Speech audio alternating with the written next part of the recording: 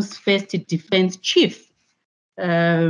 Before Brooks takes over the platform, I would like to share with you his short bio, so that there may be some colleagues who wonder who is really Brooks Marmon.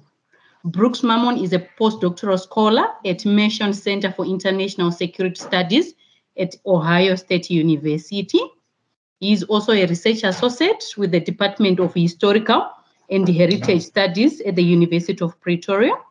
Brooks holds a PhD in African Studies from the University of Edinburgh. In his research, he focuses on the transnational aspects of African decolonization, primarily focusing on Zimbabwe and Southern Africa. His book, titled Pan-Africanism versus Partnership, African Decolonization in Southern Rhodesian Politics from 1950 to 1963, is ready for publication by end of this month. Congratulations on that, Brooks. We also have a respondent for Brooks' paper, and her name is Professor Louise White. Louise White is an emeritus professor at the University of Florida. She has written a lot of articles and 5 books, and the last 3 of which why she's here today serving as the discussant for Brooks' paper are: the first one is The Assassination of Herbert Chitepo, published in 2003. Another one is Unpopular Sovereignty, Rhodesian Independence and African Decolonization, which was published in 2015. Then another publication, which was published in 2021, called Fighting and Writing, the Rhodesian Army at War and the Post-War. Thank you so much, Dr. Brooks and Professor White, for being part of this platform today. I'll leave this moment to Dr. Brooks so that he can take over and present his presentation today. Well, thank you so much. Yeah, I think this is my second time speaking to this group. The first time, I don't believe I had a discussant, so that certainly adds an element to the situation. Before I proceed, let me indeed figure out how to share my screen here.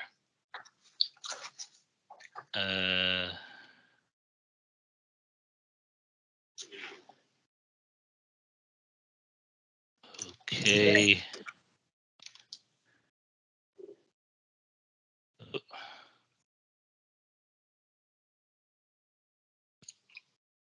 Apologies. And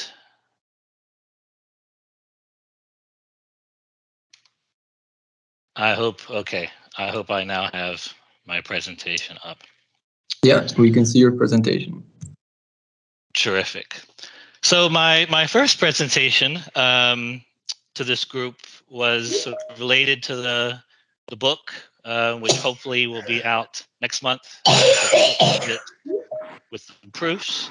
That was looking at white settler politics in colonial Zimbabwe, the then Rhodesia, in the 1950s and early 1960s.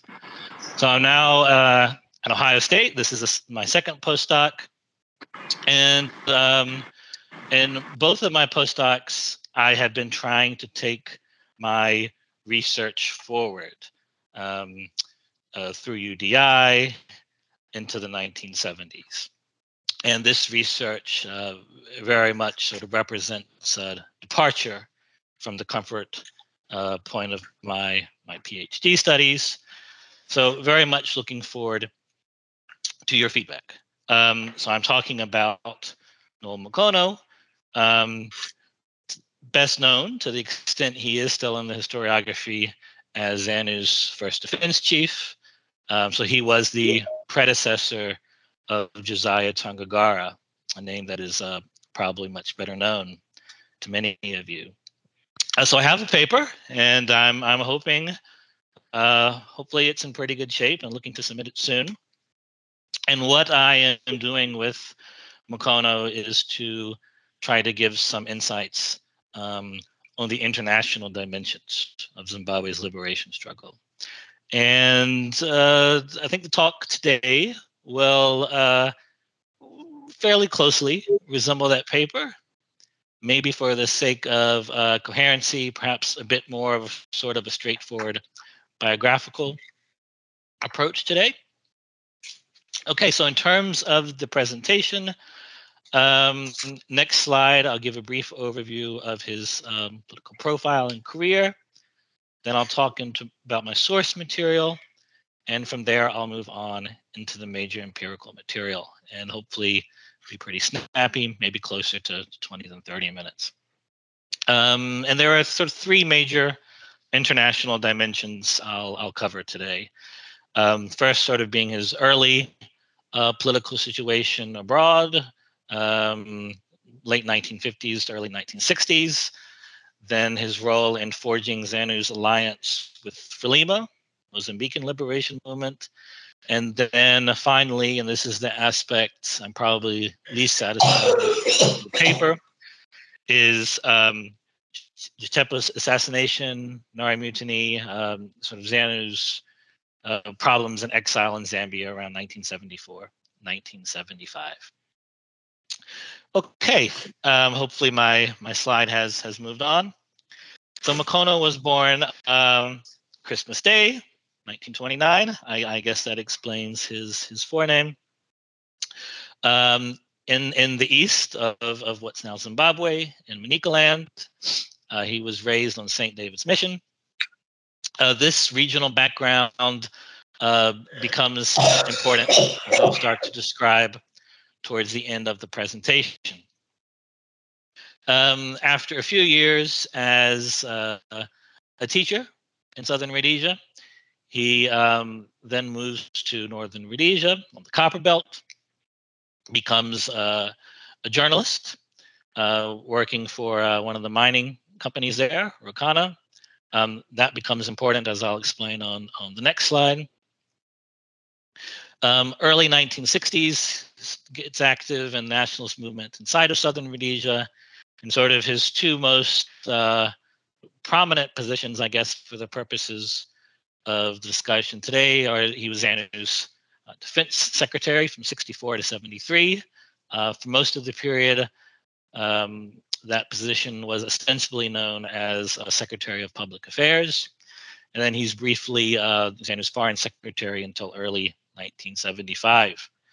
He comes to most political prominence in the very late 1970s in terms of, I guess, establishment politics. Anyways, he's for about 5 months in late 78, 79, co-minister of defense of Rhodesia.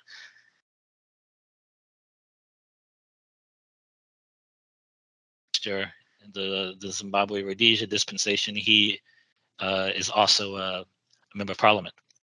And he continues to be involved in politics after independence in 1980. He is the national chair of ZANU Ndonga, the Sithole faction, until the time of his death in late 1991. So a very big thank you to Simbai Chesangeni of the Dabaningi Sithole Foundation.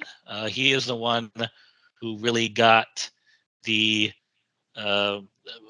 ball rolling on this project.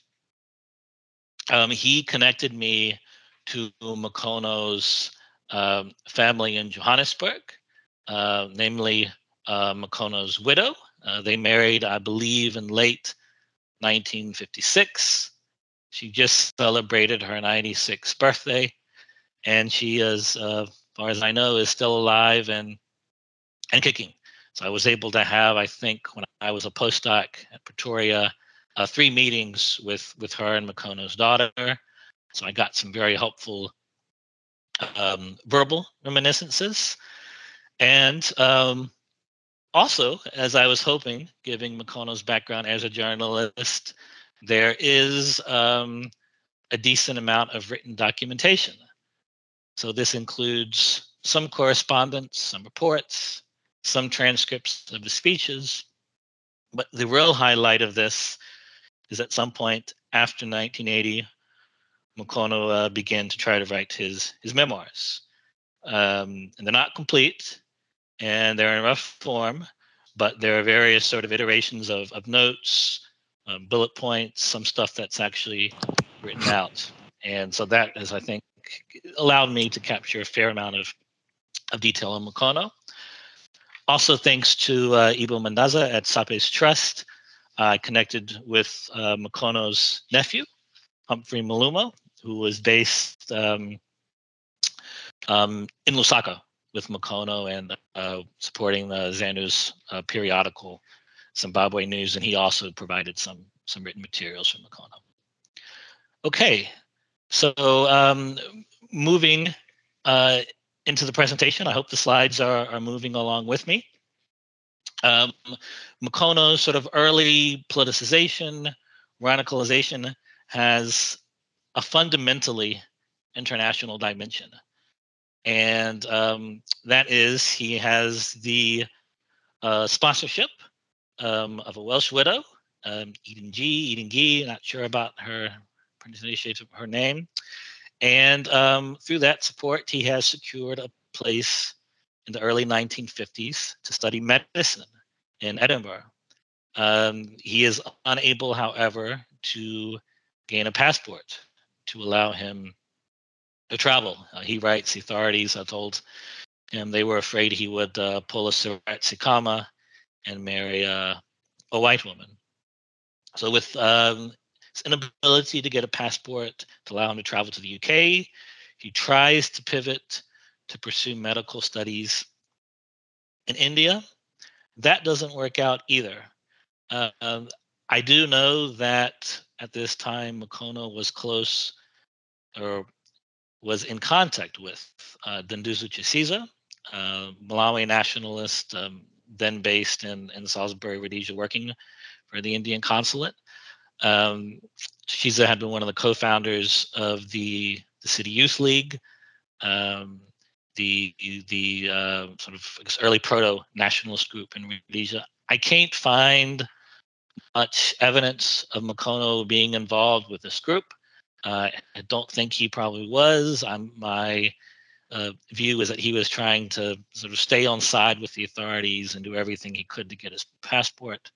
In fact, he was actually involved to an extent with the Capricorn Africa Society, this sort of traditional liberal group, very white paternalist. After a few years, Mukono sort of gives up, I guess, on pursuing the medical studies. He writes in the memoir, I think, quote, leaves him frustrated and bitter, end quote. And this is a time of the Federation. The two Rhodesias are linked. He decides to move to northern Rhodesia, today Zambia.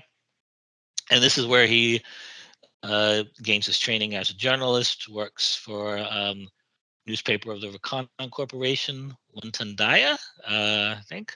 I've not been able to access that paper or know much about it, but it seems like it probably would have sort of parroted the corporate line. But on the side, this is really where Mukono starts to become overtly political. So he writes that he's greatly inspired, unquote, by the Northern Rhodesian African National Congress. He arrives in early 1957. This is before the split that results in Kaunda breaking away. And he says that he and some other Zimbabweans on the Copper Belt found an organization called the Southern Rhodesia Helping Hands Society. If there's anyone out there who's heard of this, be interested in learning more about it. The only place I find it in the documentary record is in Mukono's memoir. He gives names of some of the members, some of their positions. Doesn't talk very much about it, though, but basically says it took the guise of a benevolent society to escape scrutiny from the colonial authorities. Main thing it tried to do was lobby for, this is what happens very quickly, the establishment of a Southern Rhodesia African National Congress, and he talks about providing some of the language for its constitution. Just as an aside, that resonated with me because I am aware in the historiography it's indicated that Guy Clutton Brock, this white social worker missionary, had been active and sort of a guiding hand with Schrank's constitution. And Mukono elsewhere in his memoirs says some sort of adversarial things about Clutton Brock's role in the national struggle. So that was interesting. Mukono, just by way of a bit more background and sort of how he builds up his position in the national struggle and his rise, returns to Southern Rhodesia in August 1960. This is an auspicious time. I think late May is when Mugabe came back from Ghana and rises to prominence in the National Democratic Party. I think June is when people like Sithole, Dominique Sithole, Herbert Chitepo join the NDP. So Mukono is getting involved at a very active time, and he's initially, I would say, sort of a mid-tier person. I think he's a treasurer of maybe the Harare branch of the NDP. He says he was a secretary of the Salisbury District Council when ZAPU was banned. That made me think how there is need for work and sort of understanding that, I guess, the sort of the branch organization, sort of getting an organogram of these early nationalist parties. Because I actually, in terms of districts and councils, not really clear on what that means. But certainly he was not on the executive council. But when ZAPU was banned, he was important enough to be arrested and restricted for 3 months. Soon after he comes out, and what to me seems like quite an abrupt and significant rise up the party hierarchy, he is tapped to be the representative of the banned ZAPU in the United Kingdom.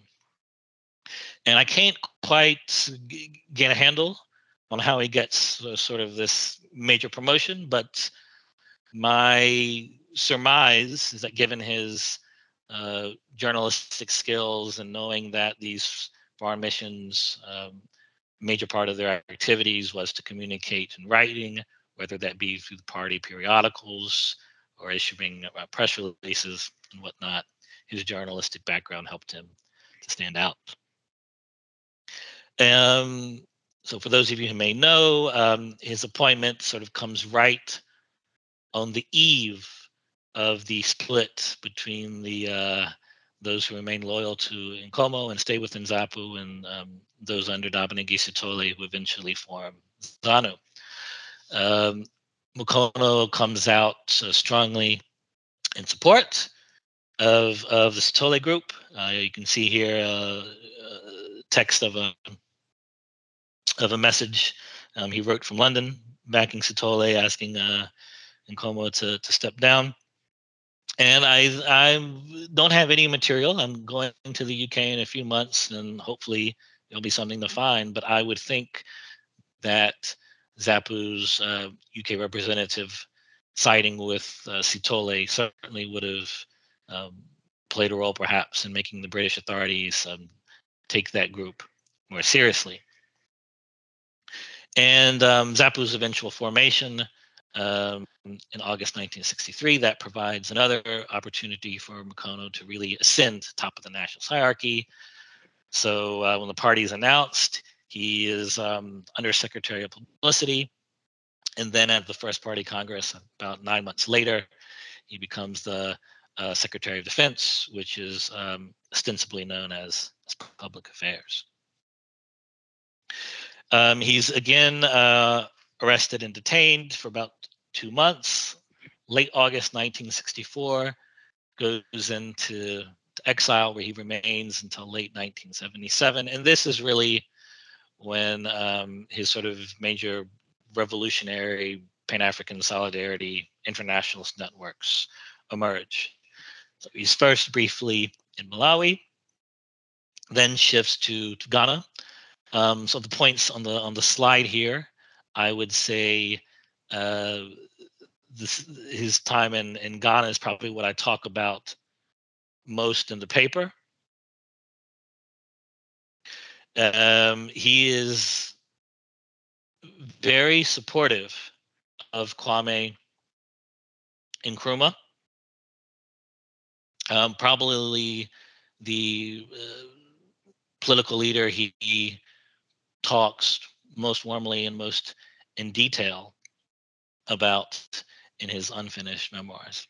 Late 64, early 65, he settles in Tanzania. Dar es Salaam. Doesn't really have much to say at all about Julius Nyerere. He does talk about his connections with sort of the socialist world in Dar es Salaam. I think George Roberts has written on this recently.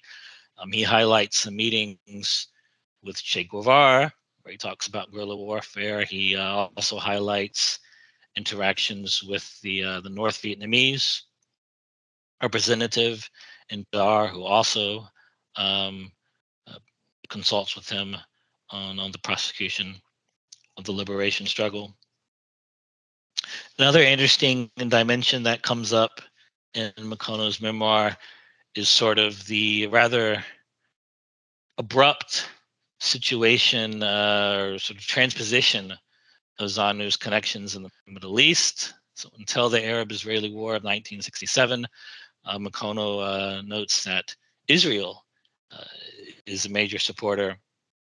I think providing the support for most of ZANU's party offices. With the war, however, the OAU requests that ZANU cut this connection, and there seems to be a very quick reorientation to opponents of Israel. So Mukono talks about a trip to Syria in 1972 that seems to have left quite a significant impression on him. Also at this time, Mukono gets what seems to be his only real training in guerrilla warfare in 1967 in China, and this does become an issue later. His comparative lack of military background. Just sort of to round this out, in terms of his international background, when he's ZANU's foreign secretary, comes to that position in September 73. His sort of main orientation seems to be to the United Nations, making up multiple fairly lengthy trips to New York. Okay. Perhaps, though, the major transnational, international, unnational connection that Mukono helps to make on behalf of ZANU is with Frelimo, the Mozambican liberation movements, and very much look forward to feedback on whether I think the material in Mukono's papers is as interesting as I think it is. So Mukono, in the historiography, at least the material that was produced while he was alive, he generally has a role. So I've placed the cover of the struggle for Zimbabwe here, and this has been derided as sort of representative of the one-side patriotic history that has emerged in Zimbabwe. Very interviewed by the authors. But in this work, and in most of what I'm finding, the alliance with Frelimo is generally dated to 1968. And there are, the dates aren't terribly clear in Mukono's papers, but certainly by 1966, perhaps by 1965, he's talking about close cooperation with Frelimo. So the 1966 ZANU incursion into Rhodesia, he's saying that the weapons for that were in part provided by Frelimo. He also talks about working closely with Frelimo's first military commander, who was killed in October 1966. Mukono's relations with Frelimo continue. After his position becoming precarious in ZANU in the early 1975. So towards the end of that year, he apparently plays a key role in helping Abel Muzorewa relocate to Mozambique. And I find this very interesting. There has been quite a good deal of treatment in the literature about Robert Mugabe going to Mozambique in 1975, initially not being very warmly welcomed by Frelimo and Samora Machel. And so I wonder if Mukono's presence, that long-standing connection, perhaps played a role in that. I think around 78 or so, Mukono again actually visited Mozambique and tried to recruit some ZANU dissidents to join the internal settlement. And just by way of an explanation for perhaps why the literature may not recognize this connection to Frelimo from the 65-66 period, would be Frelimo's own sort of struggles within the struggle, its internal turmoil.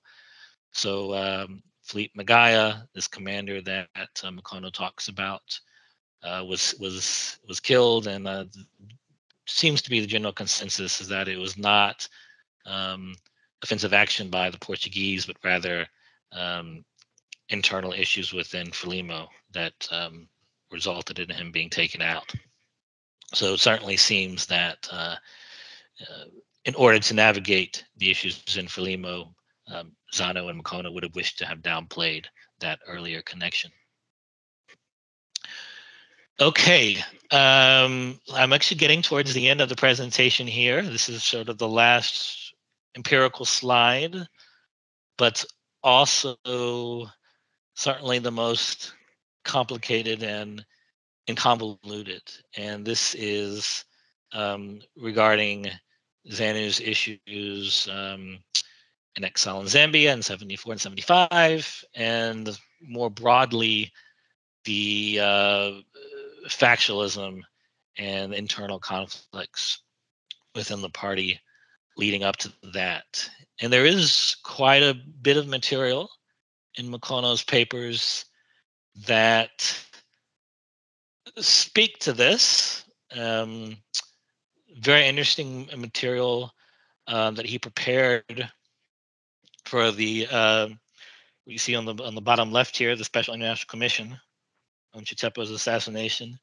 In their report, however, Mukono is not listed as a witness, so I'm not quite sure what happened, but unfortunately, it's not been preserved in completion, but there are about 40 or so pages. And it's clear from looking at Mukono's material and the intention he plays to trying to describe the intra-party competition in ZANU, that this is something very important to him, and if he had gotten the book published, it was something he really wanted to try to give his perspective on. So quite a bit has been written about Chitepo's death, certainly most profoundly and deeply by Louise White.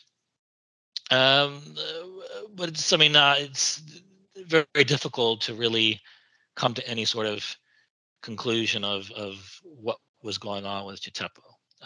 I do think the situation with Mukono still a bit of mystery, but at least in terms of his movements and whatnot, which have been somewhat misreported in the literature, looking at him in a sort of a deep dive like this can piece that together. And so hopefully just giving Mukono's position on this sort of adds a new dimension to the scholarship on this struggle within the struggle and the Nari Mutiny and Chitepo's death. So sort of moving into the nuts and bolts, I think one thing to note that while Mukono, as a result of his participation in the internal settlement, very closely identified with Sithole, until that time, really, Chitepo would have been a key ally and someone he was close to.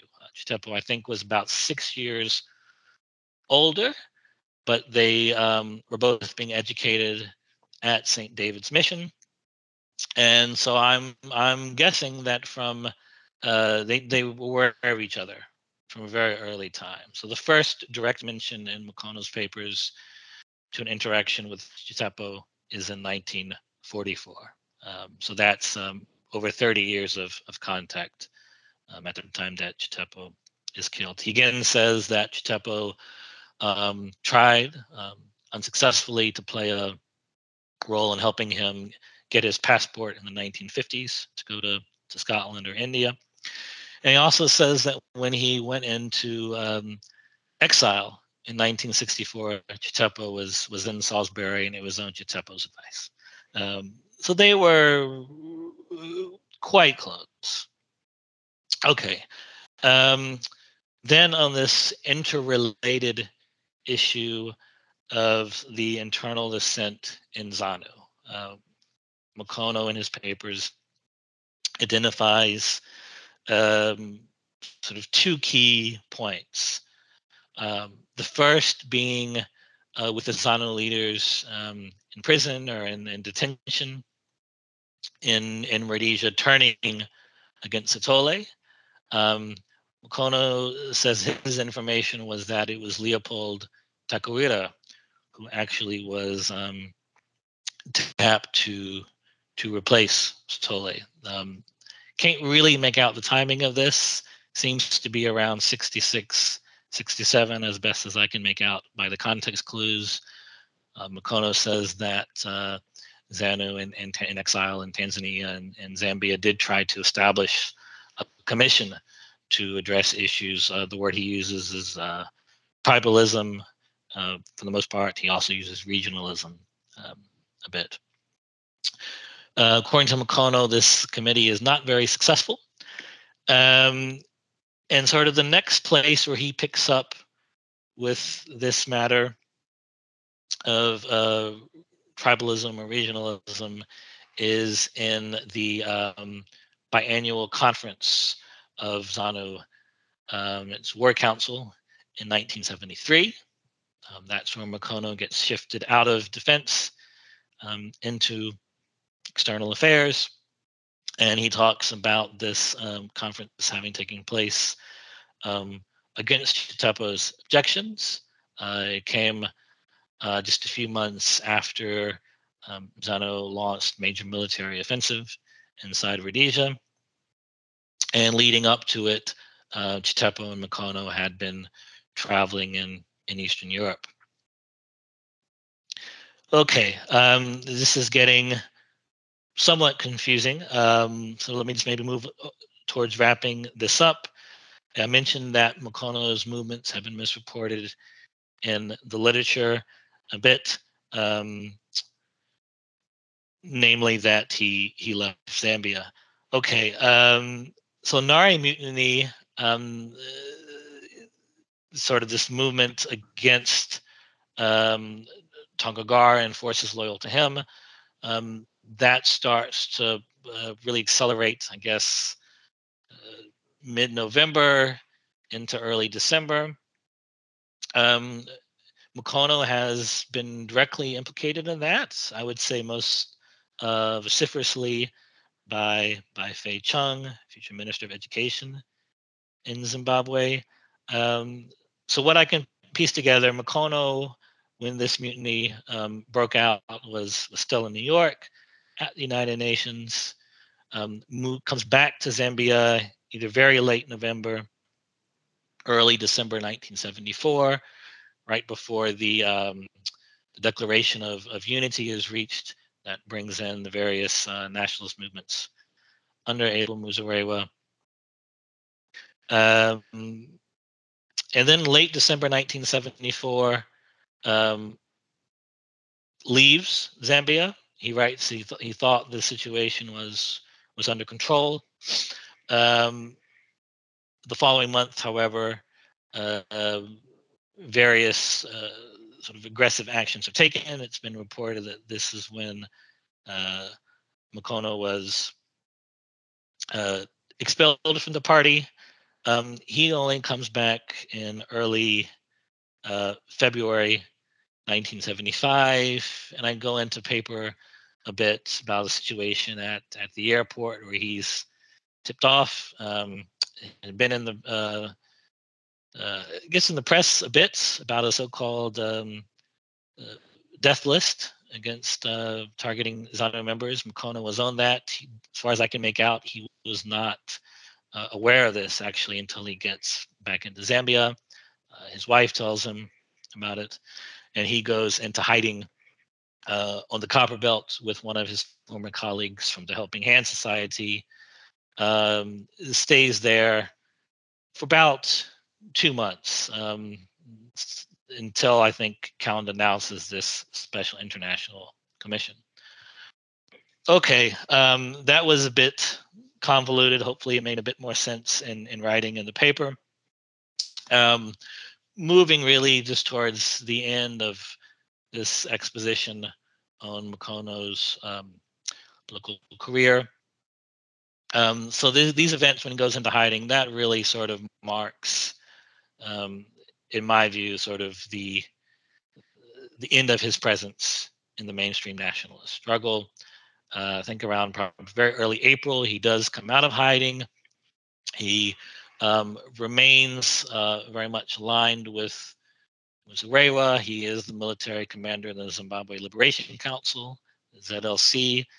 I have been very unsatisfied with what I've been able to find in the literature on the ZLC, which sort of makes me think it's mostly existed on paper. Mukono certainly doesn't talk about it very much.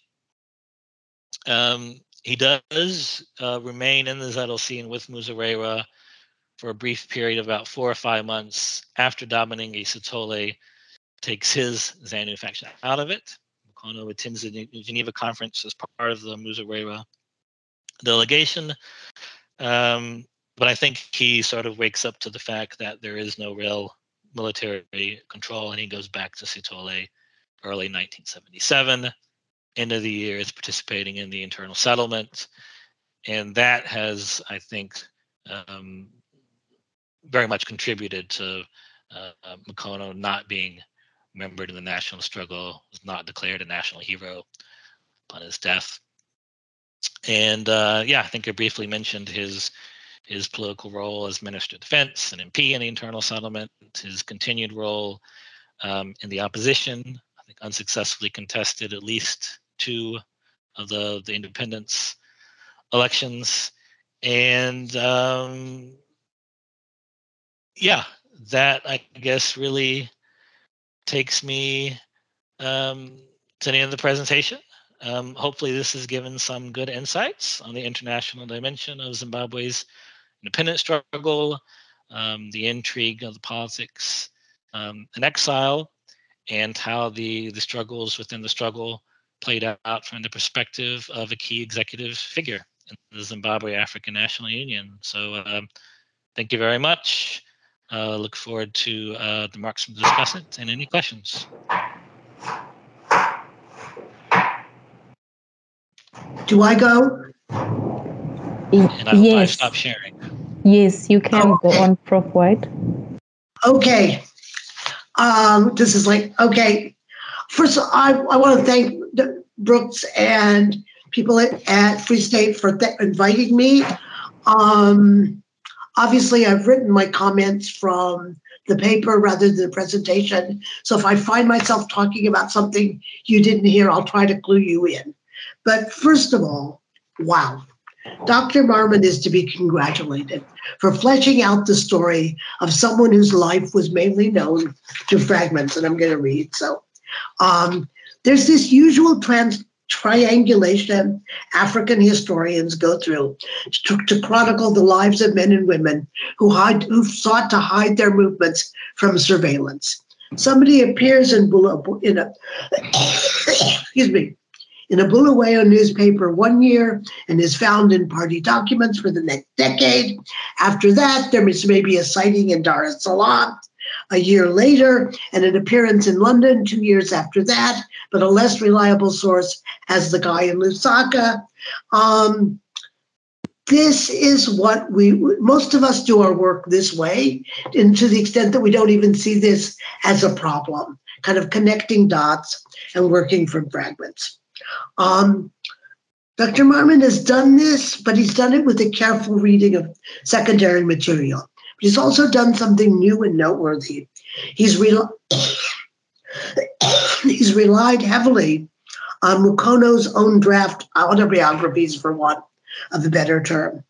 The source tells us what Mukono was doing, say, between Dar es Salaam and London. I mean, it's really excellent. I hope at some point Marmon writes about the tension of writing biography with an autobiography as a source. Not because I think one is better than the other, but I think that tension speaks to a larger issue in the history of Zimbabwe.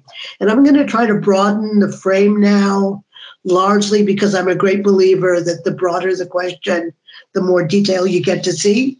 For many years, the history of this country and frequently the history of its liberation struggle is told in personal narratives. In the last decade, we've seen a number of published biographies of nationalists, and I bet I'm not the only one on this Zoom who gets routinely asked to read book proposals from someone who wants to write the biography of a brother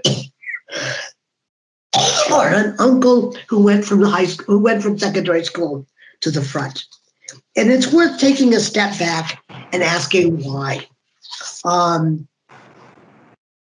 Is it a special kind of historical writing? The question may be much more important than the answer, but I think we need to ask ourselves, what do we get when we know the lives of more nationalists than we don't know now? What do we get and what do we lose? What paths do biographies reveal, and what paths do they close off? And at the risk of sounding cynical, unlikely as that is, what do we get when we add the lives of unsung heroes to those of our most celebrated heroes? Okay, now Marmon has showed us what we gain. The more I learn, the more I learned about Mukono, the more I shook my head. Mukono seems to have encouraged more violence than even ZANU could countenance. Anyone in an executive capacity in Salisbury in the early 1960s and in the Ministry of Defense in Zimbabwe, Rhodesia, years later, oversaw unprecedented attacks on Africans. And I got to know, how did Mukono get his ministerial gig in Zimbabwe, Rhodesia?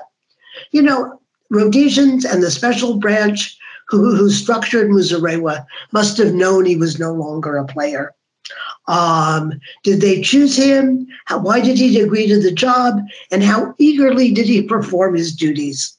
One of the things I absolutely love about this paper is the level of detail.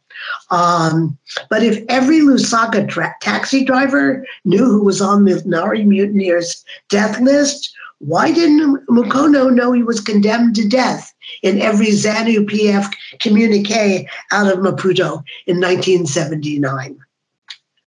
Let me take a step further back here and talk about the frames of our literature and the frames of our understanding about the liberation struggle. What does it mean that everybody is everywhere but in the country they're trying to liberate?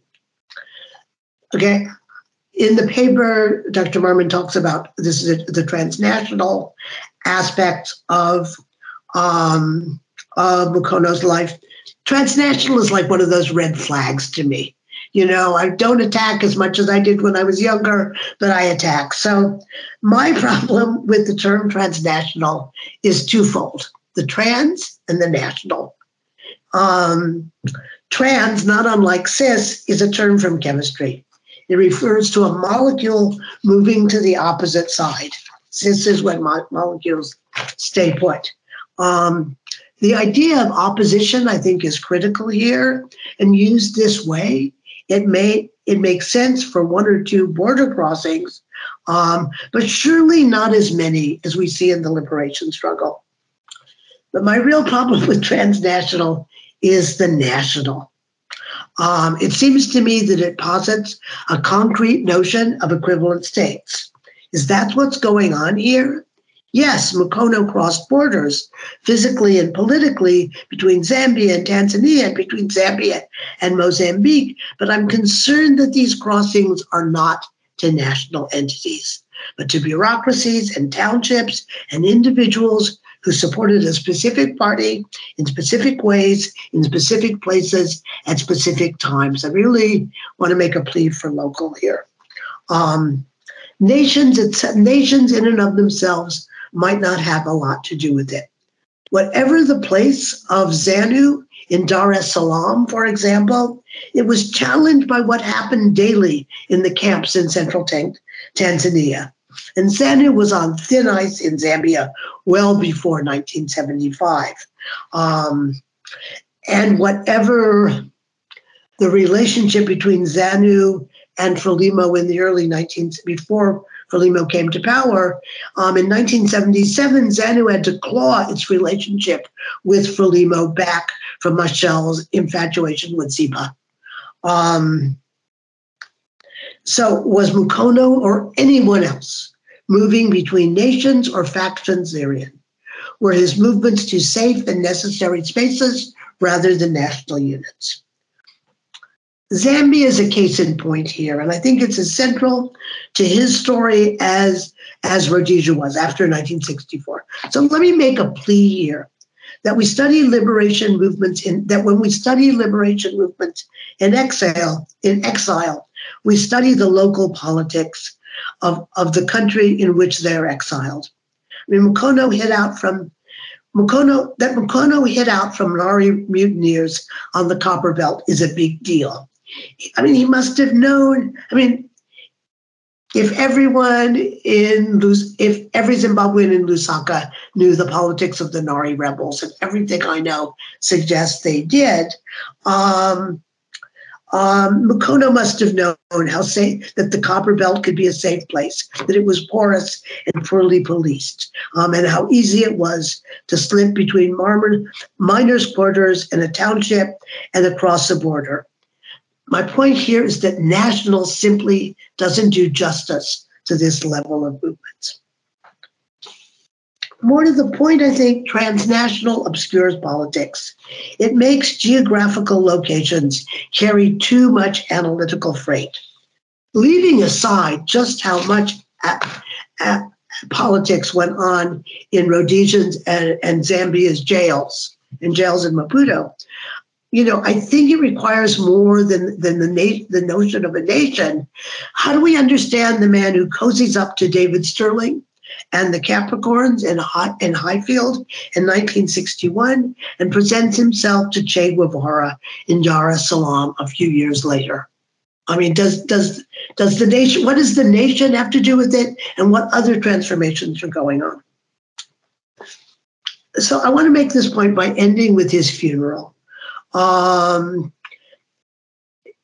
When he died without any official recognition, and among the mourners, there was no one from the government. Victoria Chitepa was a minister, but she came in a personal capacity.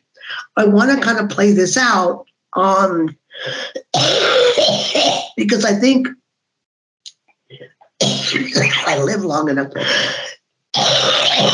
It helps me argue for a more local understanding of his life and movements.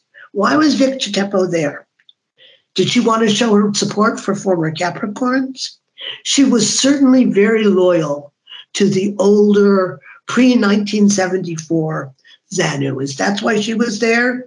Did she sympathize with the men targeted by the Nari mutineers? Or was there another connection based on their many years in the exile community in Dar es Salaam? Seems to be there any number. So that's my end. It should have been exactly 10 minutes. Okay, I'm done. Thank you so much, Prof. White. We appreciate your contributions, your questions. For now, Brooks, do you think that you can answer to some of Professor White's questions, or we can open the platform for more questions? I can try to answer maybe very quickly. I'm cognizant. I guess I went a bit over time, so maybe I can just very quickly address some things now, and then more questions as people gather themselves.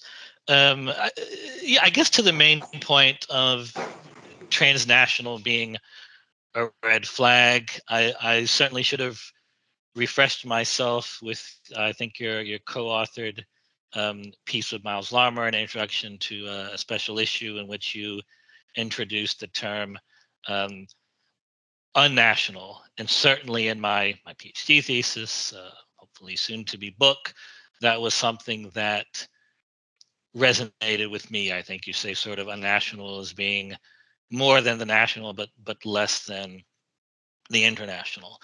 I mean, multiple reasons for the sort of the transnational emphasis to the paper. Regrettably, I mean, unnational is not yet a term that has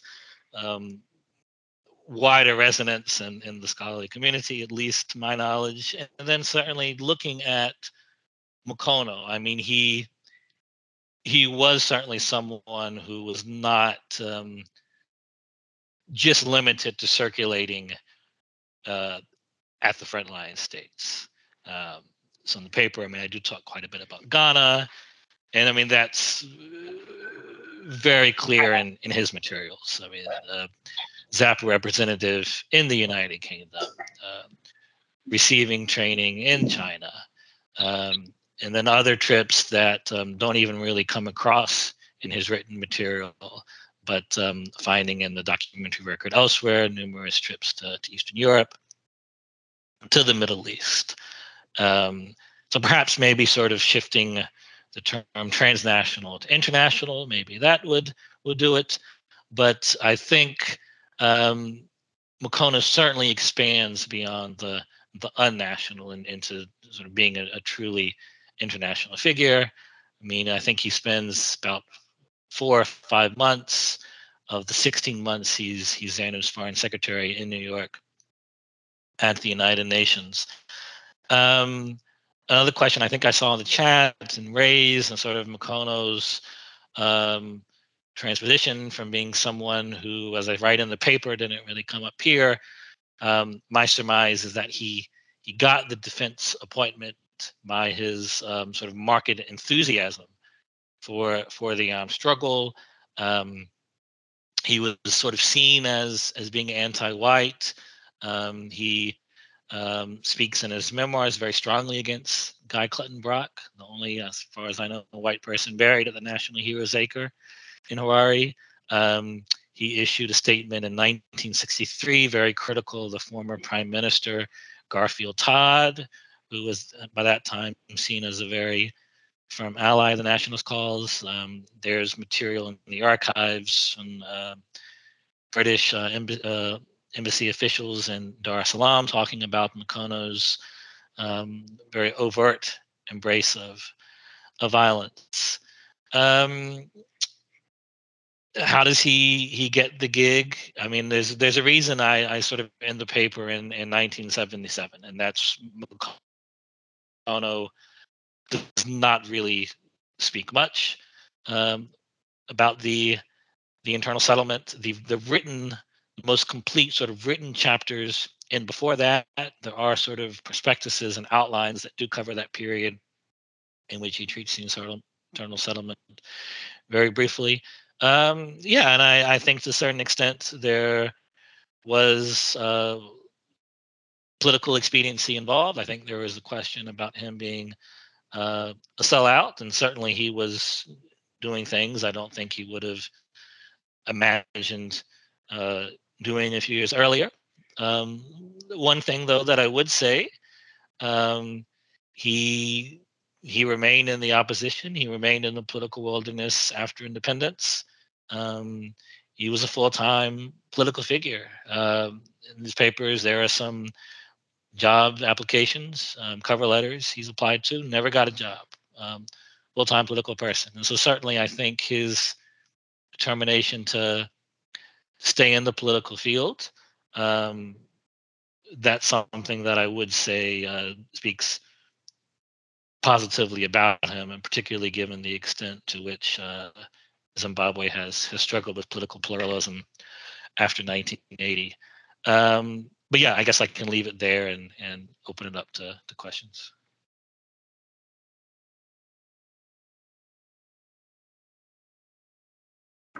Thank you so much, Brooks, for your response. I've noticed that you have a question in the chat box that reads, in your work, Dr. Marmon, have you seen evidence of Mukono collaborating with the settler regime in a manner tantamount to the selling out the liberation struggle? Colleagues, if you have questions, feel free to raise your hand or drop them in the chat box so that Dr. Marmon can respond.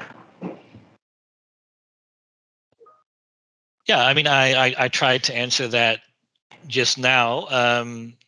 In the written material from Mukono, there's really nothing on the internal settlement. The paper that I'm working on, I ended in 1977, which is when Mukono began to be involved in internal settlement discussions, and he was active in that. I think there are meeting minutes that have been leaked. Mukono was a participant in those discussions. I think if someone really does the effort, goes into press accounts from 1978 for that 5-month period where he was Minister of Defense, you'll find his name. But I'm sure psychologically that must have been a very difficult time for him.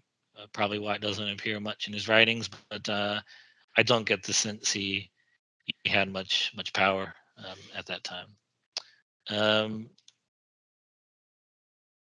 Do we have? Should I just tackle other written questions? Thank you so much, Brooks. There's another question again in the chat box. In your study of literature, did Mukono's Manyika heritage shape his political narrative?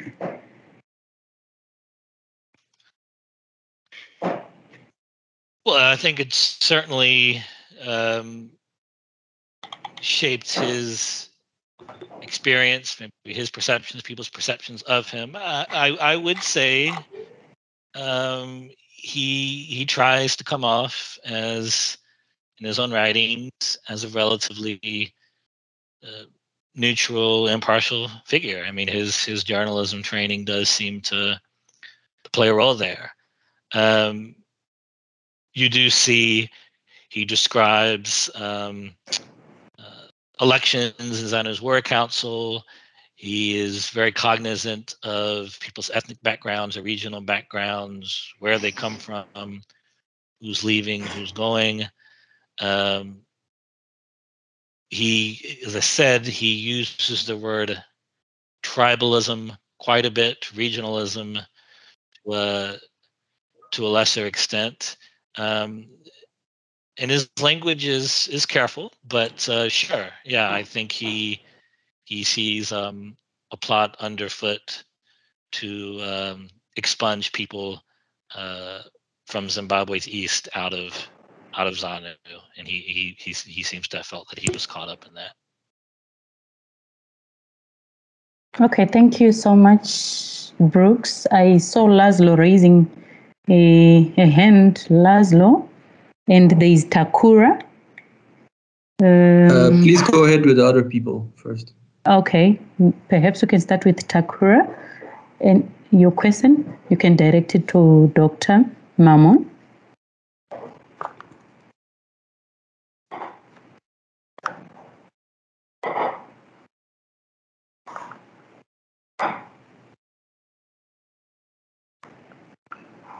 Hello, Takura, do you have a question for Dr. Marmon?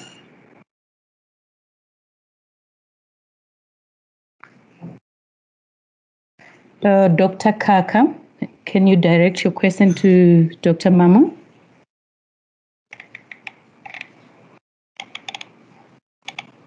Yeah, thank you. Can you hear me? Yes, I can. Yes, I just want to answer on the question as to whether his heritage from the East or from Manicaland shaped his political career. I'm speaking because I joined the war in 1972, and I'm fortunate to be alive anyway. So I know Mukono very well and the others. And fortunately, I happen to come from Manicaland. Right, yes, he grew up in Manicaland. Remember, there was a lot of political activity in Manicaland. You are talking of the Chitepos, you are talking of the Stoles and the Parenyatwas, by the way. Parenyatwa came from Manicaland. And a lot of people. So by being in that province, definitely it shaped his career from the time he was young. But I would want to distinguish between the shaping of one's career and tribalism. He was not a tribalist. I remember him vividly when he was the chief of the defense. And of course, he was working with the likes of Mataure, who also happened to have come from Manicaland. But this wasn't a coincidence because most of the people from Manicaland followed Herbert Chitepo going out. And this is why the early fighters, almost all of them had come from Manicaland by that nature. So I just want to say that he was one of the top politicians I ever met, and very dedicated. But of course, there was the muscling out of the people from Manicaland, which led to the death of Chitepo. I'm one of those fighters who were at Mugagao. And of course, I happened to be in the medical.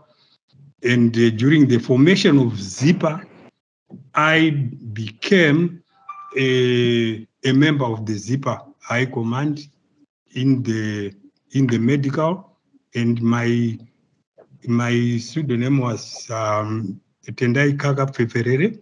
That was my name, and so I was a member of the ZIPA High Command, and so I speak from a position of authority. I would want to say he was not a tribalist, but he was set aside just by the fact that he came from the East. And he was a person who spoke his mind. He was very clear and stood for the removal of tribalism. Unfortunately, there were so many people who wanted to come together in a tribal format that eventually led to what we are seeing today. Thank you. Thank you so much, Dr. Kaka. I'll take Laszlo's question, then I'll give Dr. Brooks some moment to respond. No, again, please take Professor Masarire's question first. Oh, okay. I don't see him raising a hand. Did he drop a message? It's in the chat. Yeah. Oh, okay. Professor Mazare said, fantastic paper. Do you have anything to say about Mukono's role in Zimbabwe's Liberation Committee or the ZLA High Command, and how this probably could have contributed to the demise in subsequent ZANU politics?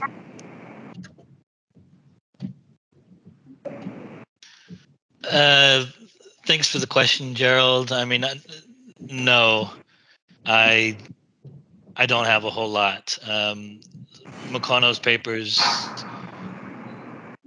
don't talk much really about his political career after early 1975. Not really found many other extraneous sources on this. My reading is that if he didn't talk much about it, it wasn't something where he felt that there was a major operational contribution or that he had much success. I think really in the bullet points for his memoir, he just mentions that his deputies in the ZLA, de Bengua, and I'm forgetting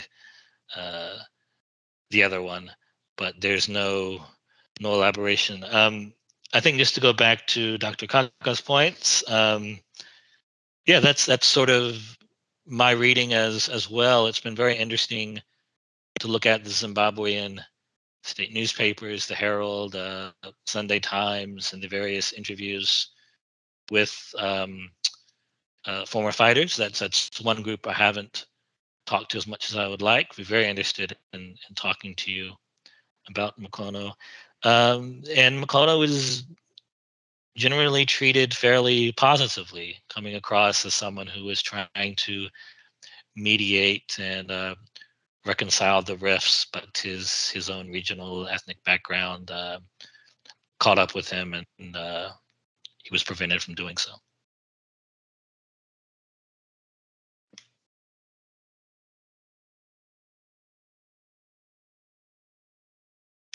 That's it for me. Okay, thank you so much, Brooks. Dr. Kaka, do you still have another question, or it's the hand that you raised way before? Do you still have? Yes, I just wanted to say that I don't think you would have talked much about the ZLA because the ZLA, to be honest, never really took off from what we know, unless if we are talking of two different entities. But the ZLA I know did not take off. Okay, thank you so much for that. Colleagues, anyone with a question? Feel free to type in the chat box or just raise your hand. Laszlo, you can direct your question to Dr. Marmon. Brooks, thank you very much for your presentation. As always, very fascinating and often similar to much of the research that I'm doing. Just for the Helping Hand Society, as an example of a benevolent society that acts as a cover for nationalist sort of political organizations. I think, if I'm not mistaken, I saw some references to similar initiatives being done amongst Mozambican working in South Africa who set up burial societies, and I think in these societies sometimes early forms of talking about nationalist politics, etc., that it was taking place again under sort of the cover of being in a burial society. I'll try and look for the reference for that. Hold on. Okay, and then this is a bit of a shot in the dark, or not really aligned with my speciality, but to make more sense of these early Frelimo, these early relations that he sets up with Frelimo, I was wondering if his identity of being from Manicaland and possible connections around that resulted in feeling some type of close affinity with people from Mozambique, or like using that identity to establish personal relations with people. I'm not sure if he speaks about that in his papers. So.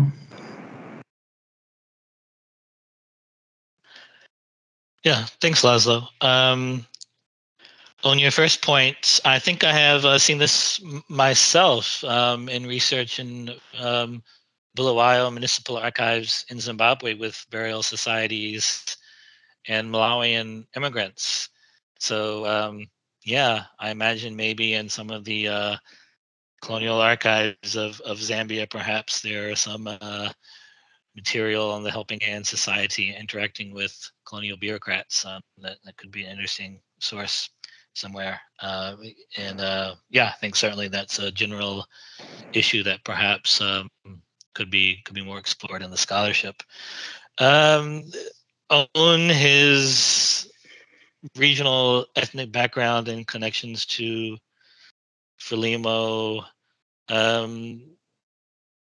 yeah, I don't know. I mean, I think there has been some material sort of covering tensions within Frelimo and various parts of ethnic groups and regional regions of Mozambique.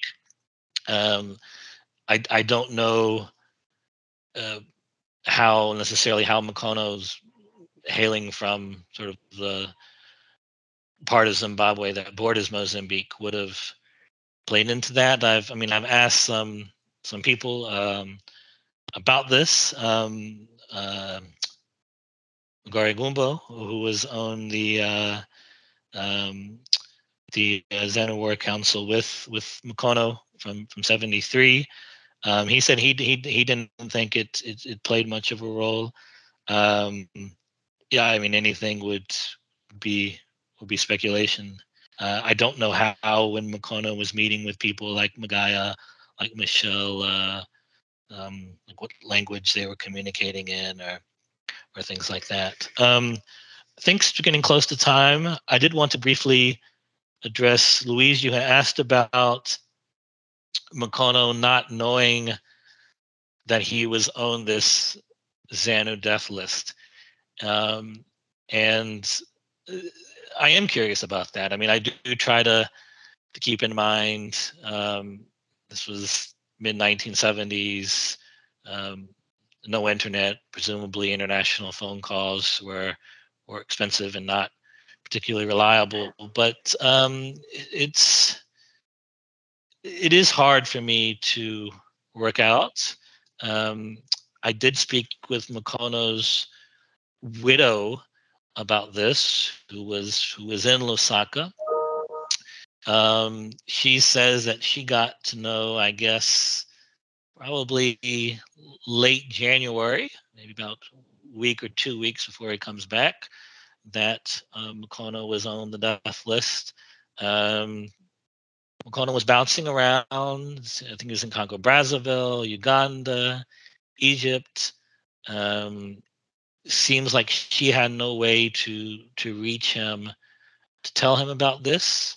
Perhaps if he was in Egypt, like maybe the sub-Saharan African countries, getting news was a bit more difficult. Mukono does say that he was summoned back to Zambia by a telegram from ZANU. Yeah, and what's interesting is that supposedly Mukono was I think expelled or suspended from the party in late January. Some have claimed this. Nothing aligns with that in Mukono's paper. So that's something that's very interesting. And yes, I mean, I've got a lot of detail, but that's certainly one thing, even with all the details, I can't work my way through. Some things it's hard for them to add up, but that's part of the mystery and the excitement in continuing to do this type of work. Okay, thank you so much, Brooks. Because of time, we can't keep taking questions. I'm not sure, Dr. Kaka, I see you are raising your hand. Is it a burning question or is it a contribution? So that you can direct to Dr. Brooks. No, yeah, I forgot to lower it, but just one sentence that he definitely knew that he was on the death list. All the people who were on the death list knew it because information had been passed around. I remember in Zambia, there were the Interpol from Tanzania, and Nyerere was very much close to most of these early fighters, and the Tanzanian Interpol or intelligence would have done that. Definitely, there's no doubt about it. Okay, thank you so much, Dr. Kaka. Thank you. Because of time, those who want to engage further with Dr. Brooks, you can still engage with him further. I've dropped his email in the chat box. But I want to thank everyone who attended the seminar today. And I want to thank Dr. Brooks and Professor White for such an insightful discussion. Colleagues, we'll meet again next time. I'm going to post more details, I think in 2 weeks' time, updating you about the next seminar that we are going to have next month. Before I say goodbye, I've noticed that Muroro has dropped something in the chat box. The death list there in the chat box. Thank you so much for that. Colleagues, if you feel like you still have more burning questions, you have some conversation that you can have with the Dr. Marmon, you can reach him on his email address dropped in the chat box. Thank you, everyone. Goodbye. Thank you so much. It was a pleasure. Thank you. Thank you. Thank you, Prof. Okay, I'm out.